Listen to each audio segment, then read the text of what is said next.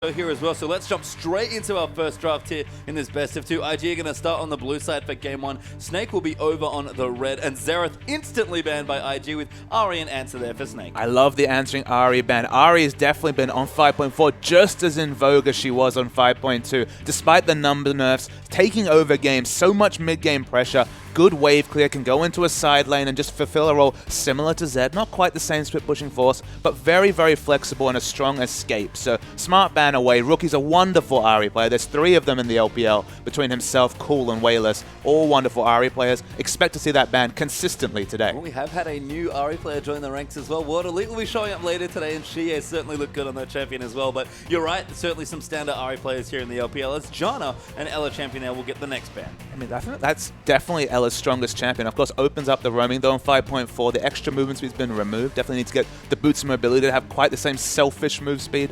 On the Janna, the Cho'Gath ban comes through. AP Cho'Gath took the LPL by storm last week in Week 8.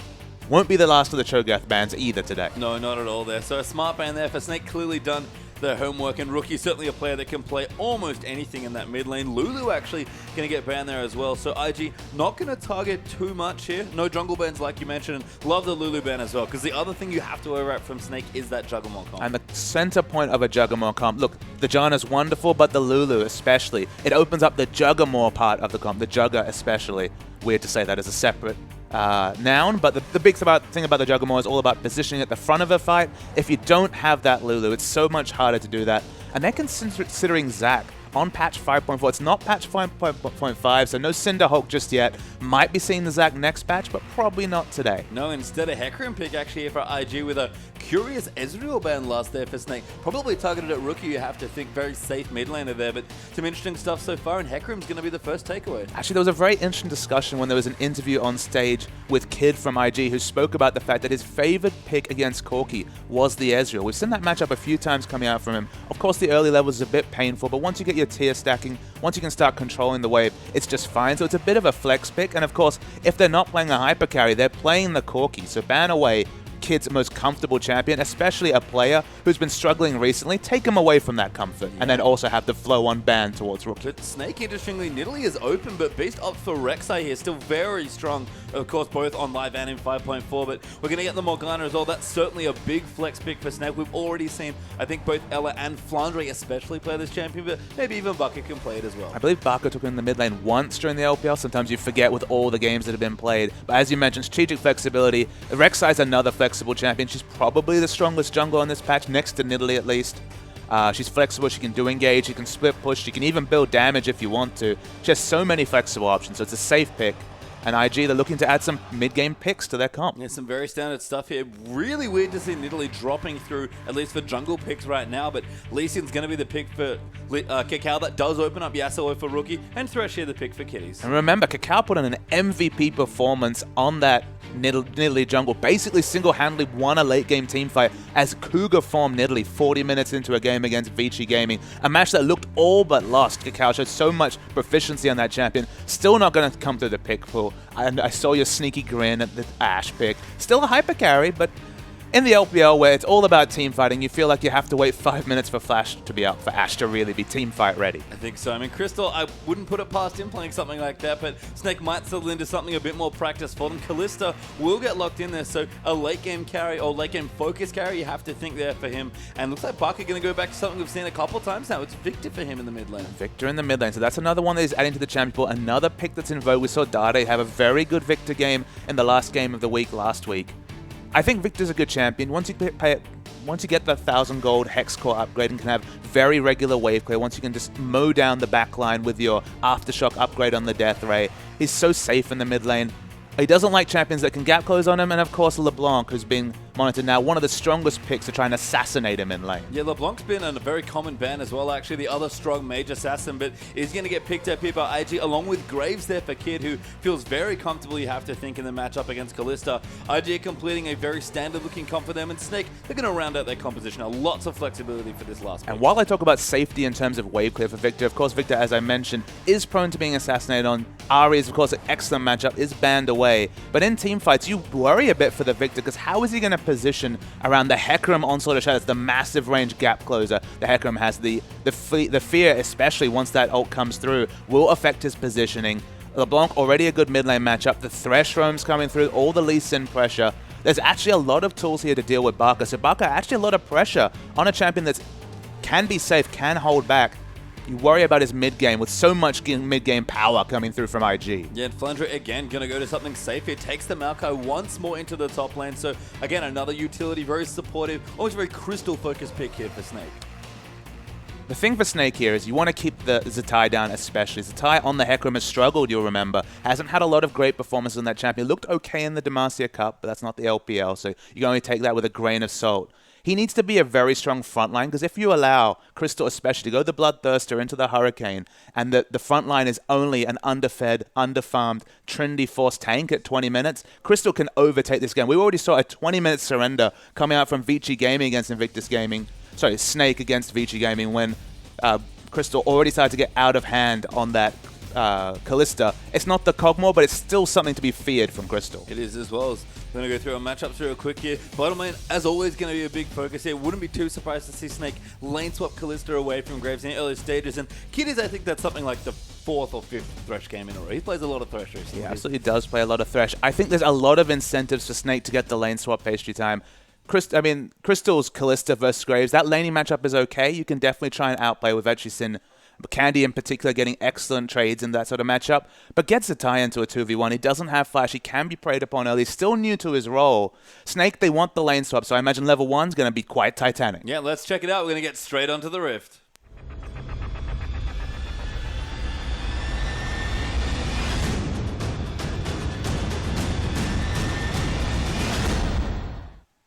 And we're in the game here for the first one between Invictus Gaming and Snake here. Their first game of their best of 2 here to kick off another great weekend of LPL. IG on the blue side here, Snake over on the red, and both teams, as always, hungry for more points as we approach playoffs. So we already mentioned that Snake is the team that's looking to opt into a lane swap. I expect them to go for very aggressive warding, but LeBlanc already aggressively positioned near her own Raptors. They want to spot out any sort of invader, so it starts off with a very strong defensive fan.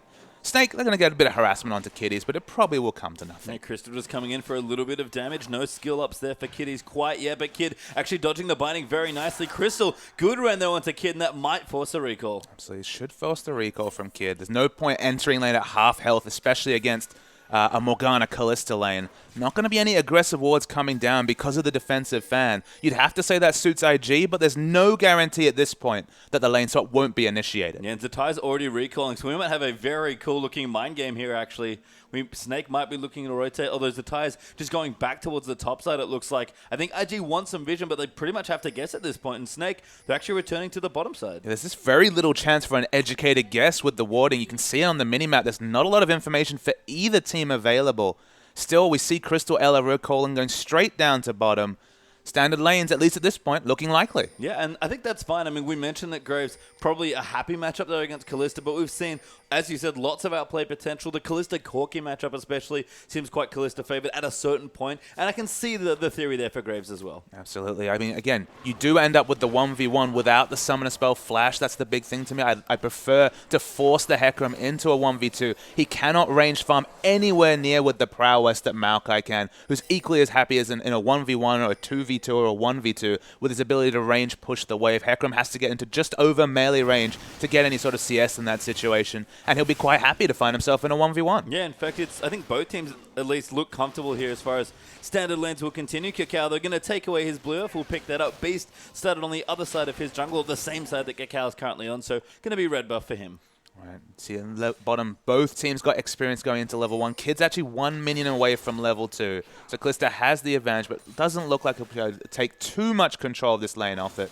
Kid, yep, pings level 2. Yeah, every now and then we see an aggressive Kalista level 2 just because Rend is such a strong ability in the early levels. But Kid going to take his buckshot. Bit of zoning here from Crystal and Ella to start things off, but again, that'll equalize fairly quickly. I mean, on the red side especially, you can start Krugs, give Kalista an instant level 2 if you so desire. Better to give some experience to your support, I think, just for the flexibility of that. But Crystal, very, very strong in this lane. And Kid already, he wants to push in the wave. Graves plays so comfortably when he's under the enemy turret, under his own turret, can struggle a little bit.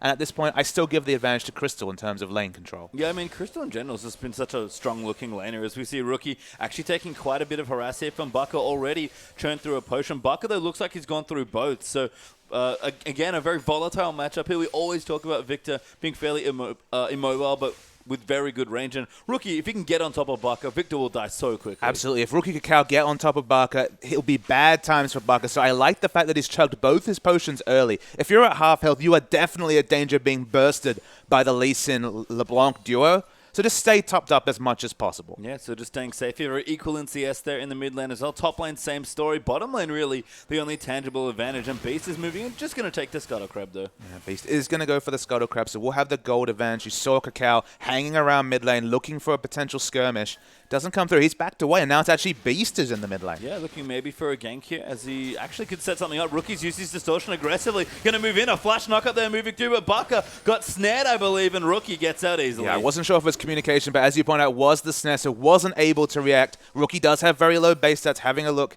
he's running magic resist runes, so he might have just survived the trade. Actually, not a very aggressive decision to run the blue magic resist on a LeBlanc, but that's the start we see. Doesn't sound like the Rookie, I know, but he'll take it. Here is Flandre. Going to go for a quick recall here as he's got his teleport ready to go to return to the lane. Zatai will hold it here and try and push it back in fairly aggressively, but double Doran's Ruby Crystal done for Flandre, and Zatai going to push in, maybe look for an early teleport as well. It's a very big win for a no-escape top lane to go even or better in CS against a Maokai. You definitely take that if you're IG, and I feel like Snake, they could have forced this 2v1 a lot more aggressively, respected IG, and now they have to show something to validate what they've done, but we see a duel in top. Yeah, Beast already used the knockup. Flandre's actually popped the twisted advance here as well. Kakao going to rotate in and try and get enough damage done, but Maokai gets the first kill. Kakao now actually forced a ward hop away, but Rookie is rotating in as well. Flandre will body block best he can, but he gets tagged by a Q. Rookie now going to move in for the chance. Flandre can't quite dodge him. Might get the return kill, but Rookie takes it instead. Kakao pushed himself so hard. You can see the communication between these two Korean players was very on point. They do pick up an exit kill.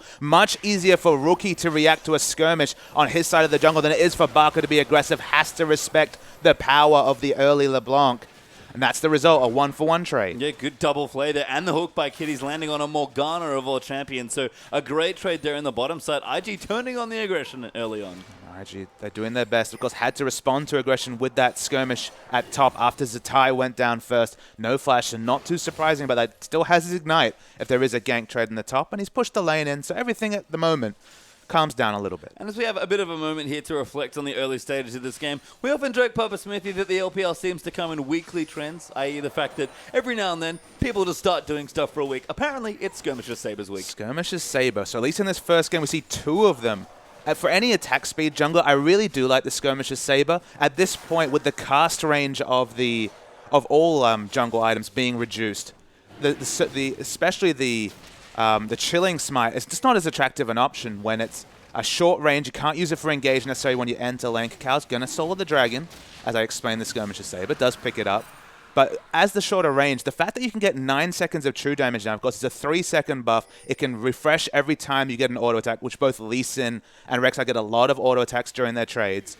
And so if you apply it at the last second, that's 9 seconds of true damage. That damage and the reveal to stop anybody juking, to stop flashing away out of vision, can be massive. A kid eats a binding. Yeah, actually, Beast kind of hunting Kakao there as well. Going to go in real aggressive, but gets tagged by a Q. Actually, a Krug stolen away there is down the bottom. We seem to have backed off from the trade. Beast, though, starting to invade Kakao, but like you mentioned, Kakao stole away the first early dragon for IG. Crystal, the first one to hit level 2, also has the CS advantage. Up 10 is going to be able to push the wave in, so we'll have a 15 CS or so advantage and won't lose a lot of CS to the turret.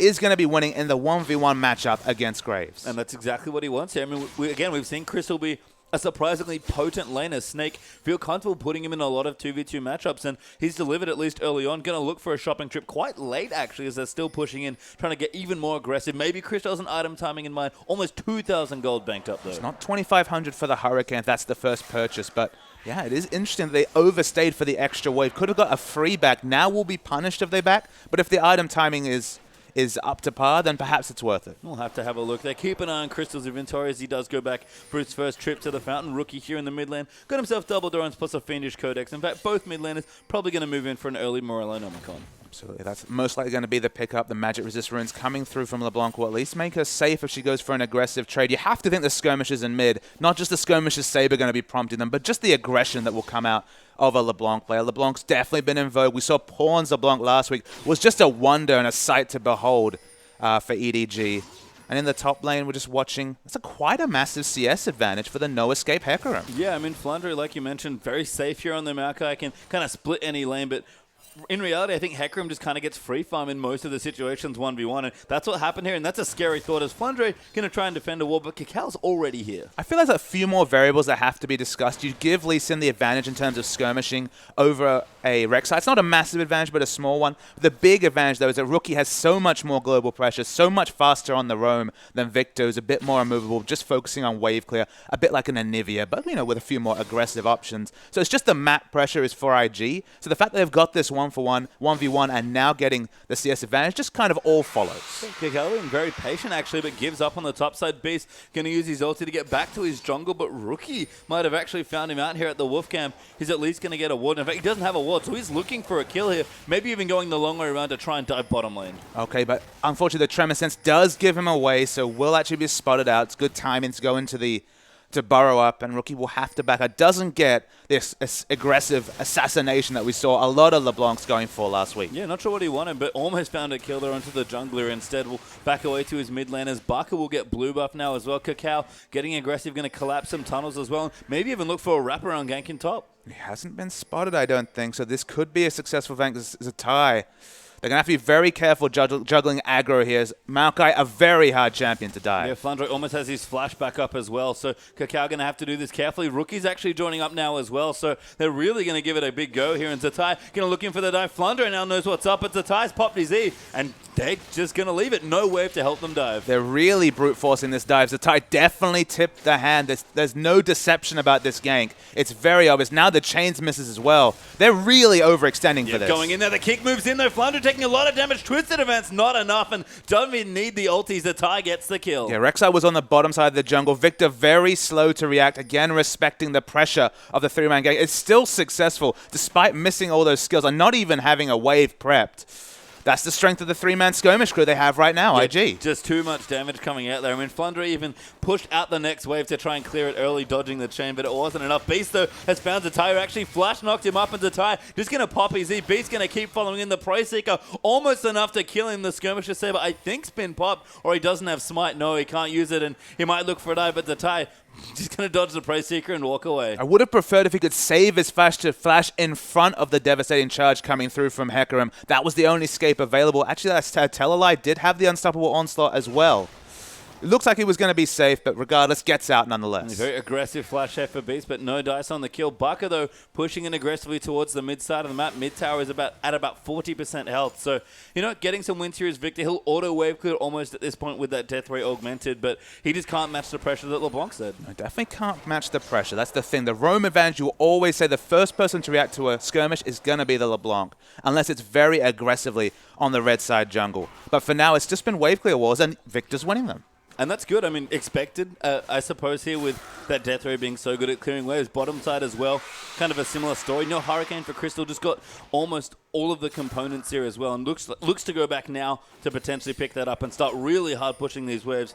Kid, to his credit, has caught up quite well in CS and should equalize now that Snake's duo are actually going back here, and Kakao even popping down for a gank. But this might be actually a window for LeBlanc to translate her map advantage into a kill, because remember, with Hurricane, you can't really control the waves the same as this Graves. Graves has a lot of burst damage. They have the pick pressure coming through from Kitties. If the roam is on point, you have to assume Crystal's going to be overextending this lane because he's going to be pushing out with the AoE wave clear of the Hurricane. They don't necessarily have complete map control, but you can see Kakao on your minimap places down a pink, takes out a ward. They're trying to build pressure to take advantage of this item timing. That's very good for team fights, but not so much for lane control. Yeah, and Dragon coming right up as well, so extra advantages for IG to try and get ahead on here as the Dragon now back alive here. Elo actually getting in the pit there aggressively to clear out some wards, but Kitties will return a deep pink ward actually put down by Snake, and Kitties will miss it. It doesn't get spotted out. Worth noting also that Zatai is definitely committing to a Trinity Force rush. We saw a lot of Phage into Tanky, Phage into the likes of Spectre's Cowl and a Glacial Shroud,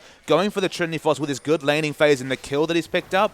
not necessarily a lot of power just for this dragon fight. Yeah, looks like a pink ward there as well for IG. Will protect themselves for now. Can't get quite cleared out by Snake. Scuttercrab, though, will go over to Snake, and they're grouping for this dragon. Both top laners have their teleports ready, so if one team starts, it'll probably be a 4v4 or probably just a 5v5. And the item timings are actually in the advantage of Snake. As we mentioned, the parts of a Trinity Force compared to the likes of finished Warriors Enchant and a Sightstone. So they do have double Sightstone already. The Hurricane's completed. The Aftershock Enchant means a lot of line damage coming through from Barker. I feel like the item timings are in Snake's advantage. Of course, they also were the ones that took the first dragon, so they would have had the exact timing. Sorry, no, it was IG that picked up the first dragon. They're still not looking to force it, despite the fact that at this present point, maybe not in a few minutes when Trinity Force is completed, they're looking good in terms of items. We'll see if they can find a pick. It'll, of course, make it much easier to try and take that out. Beast actually is in the top side of the map, though, taking out the Krug, so sort of hanging on Flandre's side of the map right now. Knows that Barker is very safe with all his wave clear. Morello Nomicons are done for both LeBlanc and Victor now, so even more damage and early aggression coming through. But, of course, that death rate augment that we keep talking on about in the early game, just so good for Victor at this stage. Absolutely. Now has very low cooldown wave clear. 2 of those death rays will take down an entire wave. 1 of them will take down the back wave with a few auto attacks. You can even just take it all down with 1 death ray. So a lot of flexible options for wave clear. Going to keep pushing those minion waves in and really punish LeBlanc if she goes for roam. If it's a failed roam, you'll lose a lot of turret damage with all this cooldown reduction and the augment coming through from Barker. Yeah, Ella going to clean out some wards as well. Pretty smart, actually, for Snake to put Beast in the top side. If they want to take the dragon, they have Kalista to help secure it, and Beast can get back down with his ulti, but instead going to play it safe. Snake needs to farm up. IG looking for some item timings as well, so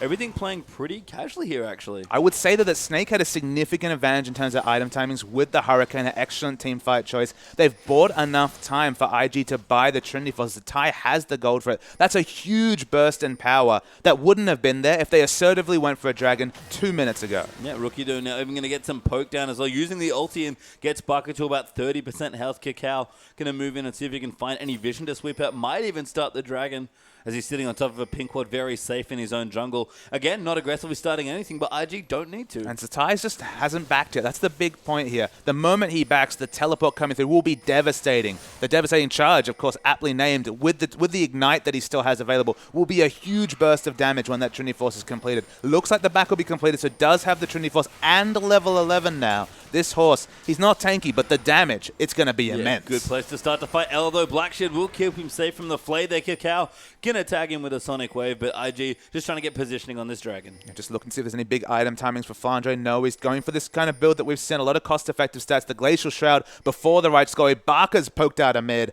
This should be IG's dragon. Yeah, Victor going to have to recon. IG going to look to get their second dragon. A little bit slower than the first one that Cacao effectively, actually soloed, I'm pretty sure, in the early stages. Sentinel will spot them out, so Snake do have some vision of what's going on, but just can't react. No, Flandre actually going to use the paw, but Hecarim's down here as well. Very aggressive there for Snake, but IG, at least for now, pull off the dragon. And Snake will have to pull away because they don't have Black Shield for at least a few more seconds. It was used preliminarily. IG going to rush down the dragon. They take their second. Smart for Snake not to hard engage with Black Shield not available. Yeah, Rookie finds Beast there as well, so Beast forced to tunnel out. They are going to fight in. The Crystal feels confident here on the Callista's the tie, getting chunked out massively and actually gets the first kill. Flandre flashes in there and Crystal's going to go off here. Beast gets the next kill onto Cacao. Rek'Sai gets the double there as Graves goes down, and beautifully played by Snake. I just don't understand. Zatai held on to his ultimate, was taking auto after auto, had to expect a lot of damage to come through, has no armor or health, barring what comes through from the Phage. They'll also take the turret. Second dragon for 3 kills in the turret. Snake wins that engage hands down. Yeah, smart time to fight there. Crystal just felt so strong. Rookie, they're going to dive in onto Barker and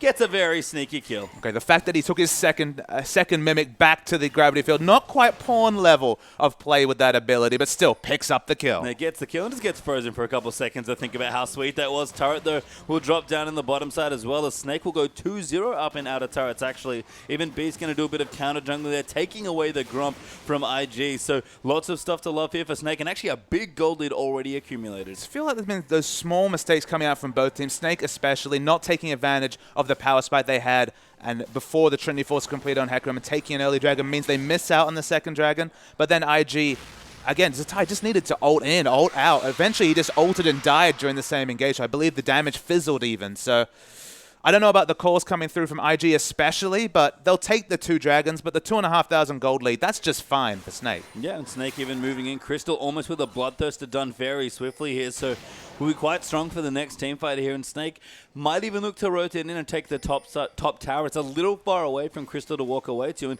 Kid and Kitties are pushing in the bottom. IG just really needs to get some turrets of their own. The gold lead is basically reflecting the 2 turrets to 0 advantage that Snake has. So Graves pushing aggressively in bot now has to respond. Crystal's very close to what is the mid-game power spike, the Bloodthirster on top of the Hurricane, about 1,000 gold, maybe even a little bit less, just to combine away from completing those items. And suddenly, Zatai's lack of tank stats means that the Ren sets, they're looking very, very scary. Yeah, we mentioned this build, especially from Kalista, is just not really good at dealing with tanks, but Zatai not tanky, and we saw in that last fight, Snake even going to push more aggressively down towards the bottom. Rek'Sai does have a side stone, and Ella's finished one up as well as Cacao. Taking a look in the top side, but can't get anything done. No aggressive vision in the bottom side, so Snake probably can't pressure a tier 2 turret, but if Crystal's farming and gets that Bloodthirster at a nice clip, they're probably fine.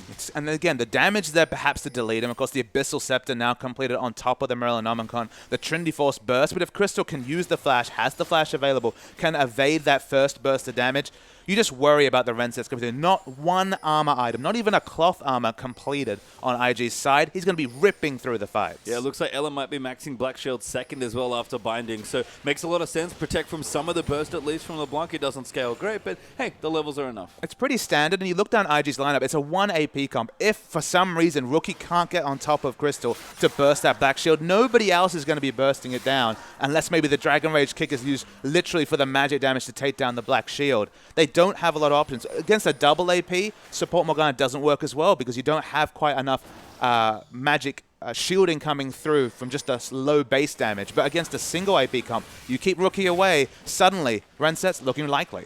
Beast finds a ward there as well in the top lane. Has continually looked against Zatai, but has been unsuccessful so far. Baron going to be up in 10 seconds. I know it's a bit crazy to talk about now, but Chinese teams do love their speedy Barons. I don't know about a 20-minute Baron. There's no Cogmores or necessarily Blade the Rune Kings being completed on either side. So Kalista does a decent Baron. Rek'Sai helpful. Maokai can tank it up. But don't think Snake are going to be doing a KT rolls to bullets and going for an early Baron. No, I think in the LPL I call that one full EDG. They've done, I think, more 20-minute Barons this season than any other team. And you know, part of that's to do with the leads they've gotten in their games, but Snake are just going to at least get some vision and respect it. It's Rookie bouncing around at level 13, feeling very comfy with his blue buff. I feel like some respect has to be shown to Invictus Gaming as well, Page Time. Cacao likes to do Baron without anything, but we see a pick come through, and it's quick. Yeah, Kitty's real dead there as all that CC come through, one binding and enough Victor damage to get the kill. Okay, but it's still 1 minute 40 till Dragon, so they won't necessarily be able to translate that pick into the Dragon. They very much want the outer turret.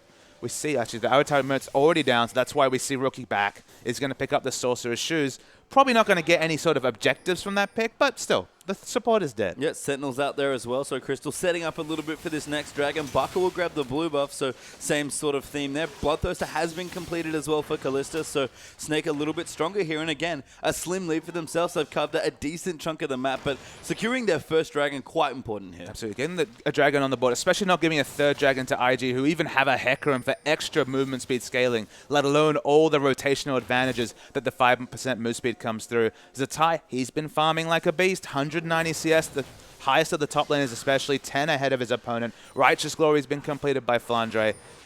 Zatai has to be more on point in the next team fight. He basically died for free in the previous fight, eating free auto after free auto from Crystal. He needs to be one of the people dealing with this backline Crystal. Otherwise, the fight will go in the advantage of Snake once again. Yeah, you can see both teams just sort of setting up as well, getting the vision that they can, getting some gold before maybe some shops they'll get in for this next Dragon here. Kitties trying to get some vision around, just kind of sneaking through the top side of the map. There's lots of focus here, actually, on the top side here. The bottom lane been left kind of unchecked, but Rookie might be finding a new friend, but does get spotted by a Sentinel. Very interesting to see the build coming through from Kid, as Rookie, of course, will get away. Has a lot of mobility, watching Beast port through. Gonna go for the last Whisper before finishing the Phantom Dancer or the Static Shiv. I have to imagine that's just for a bit more burst to get to the backline. Graves is a short-ranged AD carry. His spells are a lot of range in melee range as Ella takes a very nice load of burst from Rookie. But it's that collateral damage to the backline that might be the difference between a dead Crystal and a Crystal on low health, life stealing up with the Hurricane Bloodthirster. Yeah, and Snake very well positioned for this next Dragon as well. So, I mean, IG don't even want to fight against this Kalista, and she'll secure the Baron there as well. Very good stuff. I mean, sorry, Dragon, not Baron. IG just went in position, no vision. Snake easily take their first. And this is a double Sightstone IG, just not having any vision in the area. The pinks were very aggressively placed by Snake,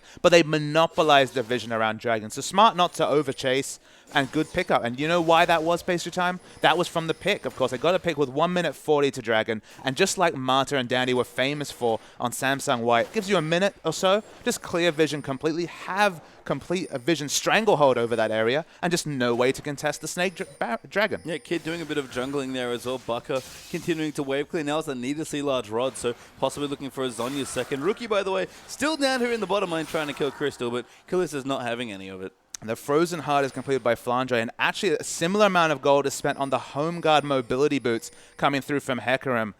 Definitely have to justify the expensive boot choice, 1,700 gold or so on boots, as the Fate's Call is used. Yeah, Crystal sneaking in there, actually wants to pop Ella in. Oh, very nice moves, and that's going to force Rookie to flash away. Binding actually gets blocked there by a minion. A very nice reaction flash there, but bit sneaky there. First time I think I've ever seen it truly used as a gank tool. Top lane, Flandre now W's and flashes away, but Zatai chasing in there, gets knocked back by the Cubit, goes back in with the ulti. Flandre has his ulti ticking away, but Beast is here now as well. Kid has also joined in, uses his ulti, actually lives for so long, but Beast now forced to run away. Cacao should be finding the heal used by Kid just to make sure. They're going to move back in. Beast will flash away. Barker goes down to Rookie. Beast should follow as soon as Hecarim gets the kill, and IG across them at 3 kills for nothing. And the first time that Barker actually tried to rotate aggressively, we see what we were predicting. Rookie able to catch him in transition and explode them with the Abyssal Scepter Morellonomicon. LeBlanc always good if she can get on top of a Victor, and Victor for once preyed upon the Kid roam. That was what wasn't really calculated for. Beast came in and was like, oh crap, the AD carries here as well. Burst him down. They've taken out a turret. They're first of the game.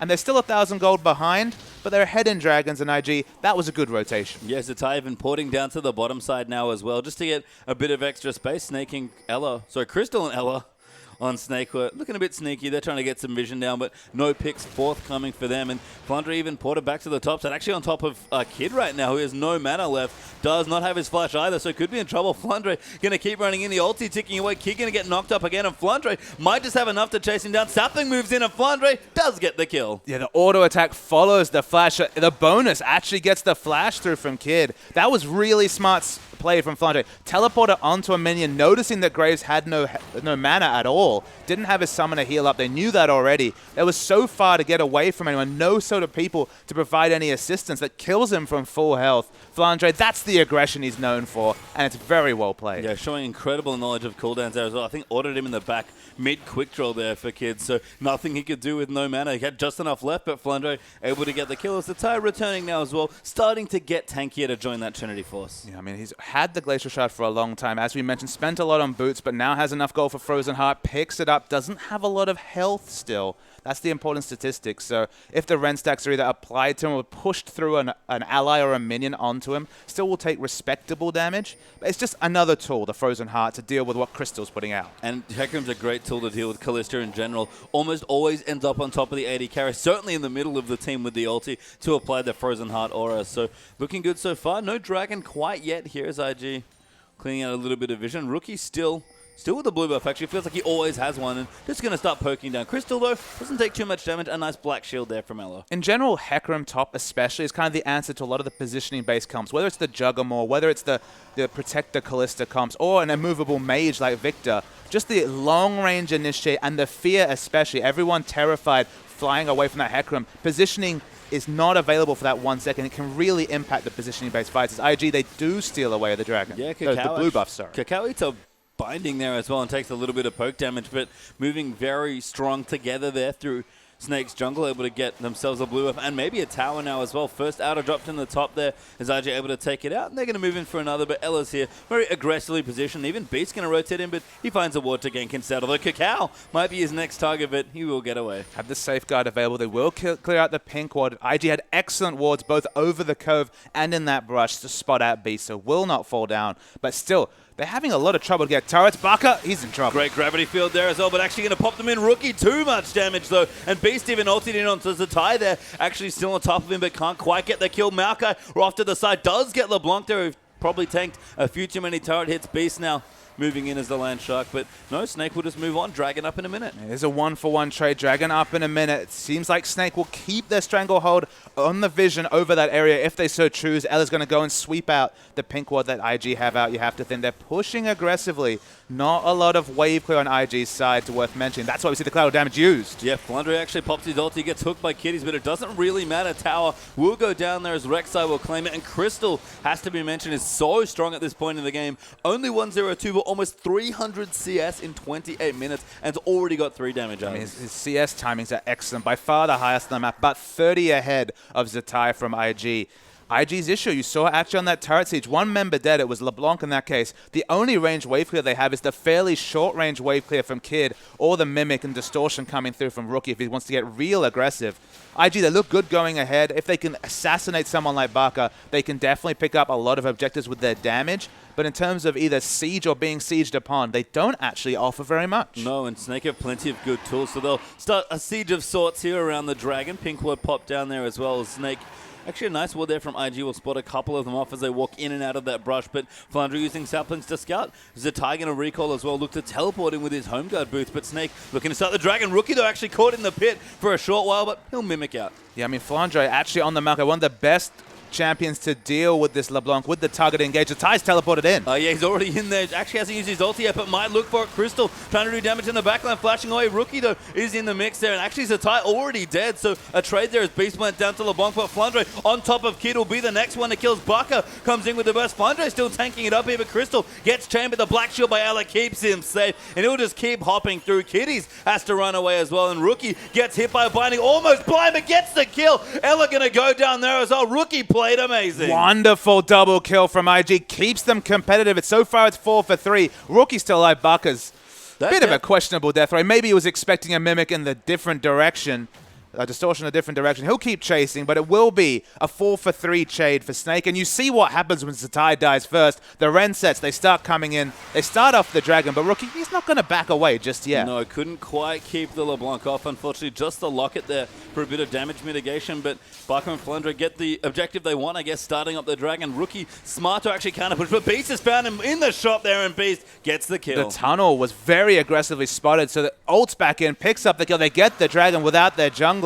Everything comes through from Snake. It's an ace, a delayed ace coming through, and the Dragon for Snake. Yeah, Rookie finally dies despite playing so well to pick up Snake's AD carry and almost turn it back around for IG, but too many losses. And again, Hecarim just not been able to find the Dream Horse engage. I mean, the Hecarim doesn't have a Randuin's, doesn't have a health stack, only has the health from Phage and Spectre's Cowl. It's not a high health Hecarim. We're going to see a replay coming through. The big thing is this fight, this is the Rookie outplay, of course. Look at the Mimic Distortion damage and then the chains onto Ella. I mean, he's obviously been watching some of his namesakes in this league, like Pawn. You can do amazing things on LeBlanc, but you don't offer wave clear. And as this game goes on, I feel like the wave clear discrepancy between these two teams. Baka, as a champion alone, has more wave clear than the whole IG team. Yeah, and you know, that's sort of Baka's pedigree as a mid laner. He loves to play wave clear mid, so we've seen his Victor wasn't that impressive last weekend, but you know, maybe he's done a bit of training here in the intermittent week and certainly looked quite strong here so far. Positioning well here, and Rookie, all he can do is try and kill the carries, but Snake have some pretty hard carries. He's not the only mid who struggled with Victor on their first time. Of course, Dade also struggling on the Victor last week, then looking very convincing in the last game of the week. Baka, as you mentioned, wave clear is his forte. This is the meta pick right now. It's the Victor. Yeah, as Rookie here diving in. Just a bit of poke there onto Beast, but he's quite tanky already, actually. Spectre's Cowl, Kindle Gem, Sightstone, and the Randuin's all completed there for Rek'Sai. Spirit Visage done now for Flandre as well, so quite tanky also on the tree. Rabadon's completed. Perfect Hex score done for Baka, plus Merlinomicon Sork Shoes, and Crystal actually moving into a defensive item now. Spectre's Cowl, his next pickup. His damage pickup, his damage level is fine. There's not really an item that screams out as the next pickup. You go for the Blade of the Ruined King, which of course applies on the Hurricane. There's a lot of different options. Doesn't need a QSS necessarily in this game. Just needs a bit of health and magic just to stay alive against Rookie. Basically, these team fights are about IG diving the backline and killing Crystal. So it's all about the strength of Hecarim, Lee Sin, and LeBlanc. They need to be in the backline diving. And the issue is that Snake can kite back so well. The gravity field will go down. Crystal will just hop backwards. Rookie goes for another steal. Not sure actually if he picked it up. No, he did not. They can kite backwards. The black shield as well. You feel like the kite backwards from Snake is superior to the dive from IG, and that's a real problem when they don't have the wave clear to match what Snake has. So if this game is played on Snake's tempo, I just don't know how IG can get this game in the late game unless they get the miracle engage onto Crystal. Well, they've started split pushing actually, and they're going to get 2 towers for a bit of a sloppy rotation in the top side. Actually gives the Ty some time on the tier 2, and he'll take it away for you. So it's 3 for 3 now, actually finally equalizing the turret score. Rookie still pushing aggressively with what seems like a permanent blue buff, but he's just been able to pick it up pretty much on cooldown from both jungles in some cases. Crystal going to move in now. Banshee's Veil actually done, so he wants to try and match potential split pushing from Zatai, but that could open up more space for IG. But 2,100 gold, that's definitely a snowball Banshee Veil coming through. It keeps him so much safer against Rookie. You're on that LeBlanc, you're looking to combo spells. You're not looking for just the one spell cast. So it will drop a lot of LeBlanc's burst damage and just makes it that much harder to dive the backline. So layers upon layers, spell shields upon spell shields. I don't know if IG can get the job done and kill the MVP Crystal. I mean, the big thing might be that Ella, he's likely going to get a Mikhail series his next item. Opted for the Locket to help reduce some of the LeBlanc damage, but, you know, more team-oriented purchase there rather than just keeping Crystal alive. Ella's probably built Mikhail's more than any other support in the LPL, and for a good reason here. That has to be his next item. But when he's next to Ella, 112 magic resist is very, very high. It's hard for LeBlanc. No Void Staff. Void Staff, at least at this point, could go back and pick it up in 800 gold, so it may need to have to. Because, again, if Rookie's not dealing with Crystal, I just feel like the Rensets will come through, and they just don't have the high armor targets. We already see Lee Sin's opted into an Aegis of his own. The Locket completed for Cacao. Armor is only on the Hecarim, so the dive, Crystal has to die. They have double Locket, actually, which is sort of interesting. I guess Mikhail's not that useful. Might actually be okay on your mid laner, trying to keep Rookie alive, but pretty interesting choice. They're very team fight oriented there for Invictus Gaming. The big issue is they're going to have 2 separate fights. They're going to have fighting at the front and fighting at the back. So you might say, okay, now Locket will apply to everyone. But the magic damage is really just Barca. Maokai will be doing respectable damage, but Barca won't be able to get damage on a whole team or 2 separate groups. I feel like the armor is so much more important for Lee Sin to help with diving Crystal because they just don't have a lot of armor to deal with what Crystal's putting out. Well, armor is being built up now, so Ty might even be going for a Thornmail. Actually has a Chain Vest there in his inventory, but Cacao, with his Giant's Belt and his Cloth Armor, probably looking for a Randuin's next. I mean, Thornmail I'd like a bit more over Guardian Angel. The magic resist portion of the Guardian Angel is nice, but realistically, if he respawns, I feel like you're going to see Crystal close to full health if they can't get him in the initial burst. Sapling is very smart to spot out. And it just feels like IG, they're looking for a face check, but no real impetus for Snake to face check anything. No, not at all. And Crystal's actually gone for a BF sword as his next item, so looking to get even bigger. Lots, probably an Infinity Edge actually, given that he already has a Bloodthirster, which is respectable carry damage at this point for Crystal. So starting to get stronger here on this Kalista. And I mean, that's the problem for IG. We keep talking about Crystal here. Feels very well protected in this particular game and just only goes from strength to strength. I mean, the only slot-efficient item you can build at this point is a BF Sword with 1 slot left in the inventory. We've seen so many games this season where Crystal has been able to swap out his items, change his build. So even if he gets an Infinity Edge and all of us cry out for where's the critical strike, where's the Phantom Dancer, it could come later, Pastry Time. So get the BF Sword and worry about what it builds into in a few minutes. Yeah, certainly strong right now. Mercurial Scimitar even a possibility as well if he wants to go extra defensive. Because again, the one big thing is if he dies, things go wrong very quickly. Absolutely. He's the consistent damage for the team. Barca does respectable consistent damage. Doesn't have a Furor enchant just yet, so only has the mobility from his Q. It's going to be mostly about burst, and that's all he needs to be when Crystal's so strong. And Kid, he finally has the Phantom Dancer, had a very early last whisper, but now has to go into defensive items himself. I just don't see how IG can win these fights, barring that Miracle Engage. Yeah, and this next Dragon's up as well. We might actually have a trade here. Zatai, never mind, actually going to port out, but Flounder is going to port as well. Snake immediately has to pull Baron damage. Yeah, but this Baron is just melting here, though. Ella is in the mix. Flounder coming through there as well. Baron getting quite low. Does, in fact, go over to IG as Graves, of all people, manages to pick it up there. He's dead in the pit, but a massive fight breaks up. Beast going to get low. There's Zatai will pop his ulti, but Crystal just doing so much damage in the backline. Rookie almost just kills Beast, sorry there, but Crystal is going to start going nuts. Kiddies should be the next target. Rookie even going to get looked up there as well. Kid actually doing consistent damage. A good hook there will land in there, but it's not enough damage. Kid still alive there. Rookie going to dive back in, look to make the hero play. Does get the double kill. A 3-for-1 actually in favor of IG. That was very smart fighting from IG, using their hyper mobility to stay away from Crystal. But how often will they be able to do that in a more drawn out fight? They will use the terrain to their advantage. Crystal didn't want to flash over aggressively into 3 members. Teamfight win for Snake, Baron down for IG. So teamfight win for IG and the Baron. Crystal full health during that fight. So again, you really impressed with the disengage coming through.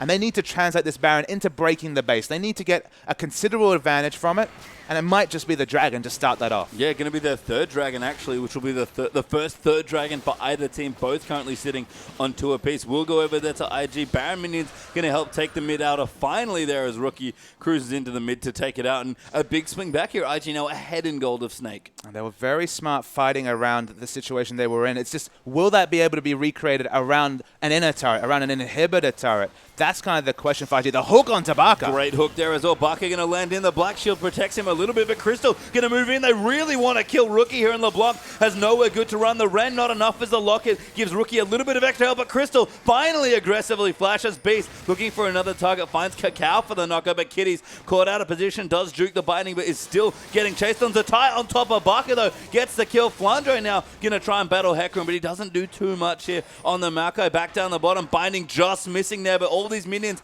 will give Crystal something to hop on, and Kid has now found Beast, who face checks here in the bottom lane, but Kid going to get aggressed on Randuin's, and the smite being used as well. Cacao going to rotate back in. Collateral damage pop from Kid. Cacao moving in as well. Crystal, can he move in aggressively? Ella got popped in there and used his ulti, and now Crystal, it's finally in the mix, ready to ram, but Crystal taking a lot of damage out for Graves, finally gets the kill onto Kid. Will Flandre. Beast now going to dive in onto Kiddies, and Thresh will go down, and a very comical fight across the map, but a 3-1 win for Snake. Just a really, really long fight. Crystal's doing so much damage wherever he goes, but every other member using the 5% move speed, using their mobility, get the hell out of there. And that strategy works really well. It's got them a Baron already, but with 3 members down, they're going to lose at least an inner turret. Both teams kind of looking for the big win condition of breaking the base. You feel like Snake will win a balanced 5v5 fight unless flashes are available, or the disengage is wonderful from IG like it was around Baron. I have to say, I'm still so surprised that Crystal didn't aggressively flash over that Baron wall. We've seen him time and time again be one of the most aggressive AD carries in the league, and that's with the likes of Uzi hanging out here as well as top AD carries go. Did use it there, actually got himself a kill, but you have to think maybe could have gotten 3-4, maybe You're even talking another about flashing pentakill. into a LeBlanc who was still alive. Thresh was still alive. It was very risky. There was pick CC, and if he mis-executed, he wouldn't even have flash for the next fight. So probably went for the more balanced play of having flash available. The reposition can be so important when we're talking about what could be a home guard teleport Hecarim coming through with the onslaught of shadows. Eventually used it for a kill, so in the end, it's going to actually delay his flash time. It's not going to be the same as Kid, so there will be a window when Kid has flash and Crystal doesn't. But that's just how he elected. He was passive the first time, then went full aggression the second time. And it was Infinity Edge here that Crystal picked up, so a decent amount of damage, but like you already mentioned, not a whole lot of crit in this build. It doesn't have the critical strike modifier yet. That's the important question. Will he just sell boots for a Phantom Dancer? Will it be the Zephyr? Maybe even a static Shiv? Again, the single target damage not going to be high because it doesn't have the modifiers. The tie's caught. Yeah, has to ulti out there. We'll get to safety, sorry, as the Dark Passage helps him out as well, but Snakey getting free cooldowns here, and they're starting to siege the base. A very significant cooldown. That's why Flandre initiates. They know Onslaught of Shadows is down. Suddenly, Crystal's very safe. He's really dead, actually. Cacao gets the first kill. Ella, though, diving in the back as Crystal hops around there, getting the rend onto everyone. Cacao still loves the tie. Just dies there to Baka's Chaos Storm, and it's a 2-for-1 trade. Ella went down as well. Flandre, the point that went through his mind, that was with Onslaught of Shadows down, Crystal should have been very, very safe. But again, they're fighting around unfavorable terrain. The inhibitor turret's still up. Very difficult to dive when Flandre is down. And if they don't have the turret aggro on either Beast or Flandre. So again, the trade is good for IG. You're just waiting for Snake to have the fight they're looking for. But if they never get it, if this is how this game continues, IG could still win it. They do have the long-range burst coming through from Graves and Rookie. Man, he has some AP. Yeah, it's very messy what's happening, and that's the perfect sort of fight for LeBlanc, like you mentioned. So 8-3 and 5 here for Rookie. Need to see Large Rod moving in for probably a last item. Zhonya's QSS done now for Kid, who's got 3.5 damage items on top of that. So lots of big pickups. The Thornmail even done for Zatai, who has a Catalyst hanging out in his inventory. Because why not? At the end of the day, LeBlanc, you think of her as a champion, like not a team fight champion, she's a skirmish champion. All these fights have resembled multiple skirmishes, more than one drawn-out 5v5 fight. It's definitely not the AoE CC that LGD's known for with Kennen and Lissandra. It's fights being fought on multiple fronts, and that's what you want against a build like the Hurricane Callista. You don't want the Ren to be spreading to multiple targets. There's Zatai. If he can just buy enough time and they burst through the front line of Snake before Crystal can get through Zatai, which is very possible. We've already mentioned not much of a tank buster, so maybe we'll have to get that Phantom Dancer in for single target damage before too long. IG still do have team fights they can win because of just the nature and the skirmish fights they've been allowed to elect into. And Snake, they just need to get a 5v5. They need to get the pick rather than have these fights happen all over the map. Well, they've got some objectives to look for, but Zatai is busy split pushing in the bottom half of the map. Both Dragon and Baron up in about a minute here, so Snake have some fights they can look to pick around those objectives, but it would only be the third Dragon for Snake. Actually, the fourth for IG would be quite important, and of course, another Baron would just delay the game even further. And Snake, like you mentioned, just haven't found the fight they want, and Flandre's down the bottom trying to push out Zatai. Zatai actually has a late game catalyst. You have to think Righteous Glory just for a bit more speed on engages. They can look to pick Flandre, but he's very, very tanky, and they'll probably just settle for the turret. Yeah, good rotation, and Seg will take out the tier 2. So 5 apiece now on turrets as Dragon back up in 35 seconds, Baron up in 25 here, so about 10 seconds between the spawn of those buffs, and Snake moving towards the top side. Looks like they want to get vision around the Baron area. 6 items now completed on Rookie as he home guards out of base. A lot of AP. Very, very strong, but he has one job, and that's to, at this point, honestly, kill the front line, kill Flandre, kill Beast, because at this point, Zatai should be able to fight in the back against Kalista for a long time. He just doesn't have the damage to kill a frontline tank, and if Rookie can fight around Graves, just get those those divers dead, that could actually be the better strategy. So it doesn't necessarily need to overextend to try and kill Crystal. Yeah, lots of defensive items here on Snake, looking for, again, some of these longer, more scrappier fights, but Rookie just diving in and out, has so much burst on that ulti on a very short cooldown. I mean, these fights are going to take quite a while. Everyone's pretty tanky, actually, at this point in the game, but Zatai now on top of the Dragon, going to take it away for his team. He's going to take down the Dragon, but there is actually Baron still available. Snake looked to be rushing it. You can see the back pings coming out around the Dragon. Hard to take a safe Dragon when Baron is on the map, and with Kalista, you have a lot of Baron damage. Yeah, Flandre waiting to teleport in as well with the home guard. Has the enchant finished? Great scrying up there. We'll spot them up at Crystal.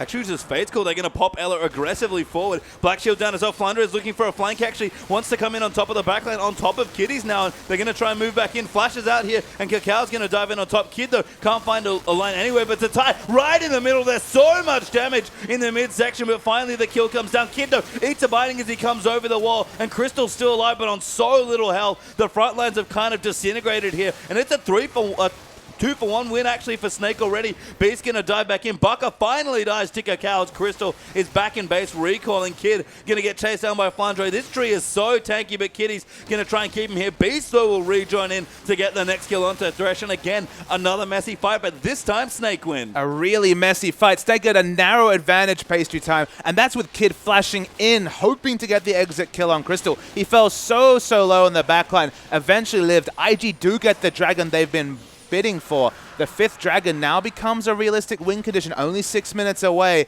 It's a long late game fight, and you could see Crystal just struggling to kill Zatai. If he ever gets past that tank, the fights look so much better for Snake. Yeah, and you can see now Snake will start up the Baron as well. They have to trade something here given that IG got the 4th Dragon, but should be reasonably comfortable to get that. Although Cacao speeding in with his home guard boots, not a lot of damage. Crystal finally joins to help the Baron, but Cacao, if he can secure this against a Smite and a Kalista end, I'll be amazed. Zatai, they put a ward down. Zatai can teleport in, but it looks like they're just going to cede the Baron. I mean, they kind of have to here. It'd be such an unlikely steal, and Krista will rend it away. Beast even just acts as zoning duty, doesn't want to use his smite. Instead, wants Cacao out of the area. Kid now in the mid lane as well. Phantom Dancer has been completed, like I think you mentioned, so plenty of good damage coming in. Baron up minions doing a little bit of extra damage, but Snake, they've got the Baron. What can they do with it? It is worth knowing that this is a massive thing for Snake. The 5th Dragon, that's a big thing for IG, but remember, we've already mentioned a lot of times, they don't have a lot of wave clear. Now the Baron buff minions, they're going to be so hard for IG to clear. Snake do have dive options between Flandre and Beast, so tanky at this point.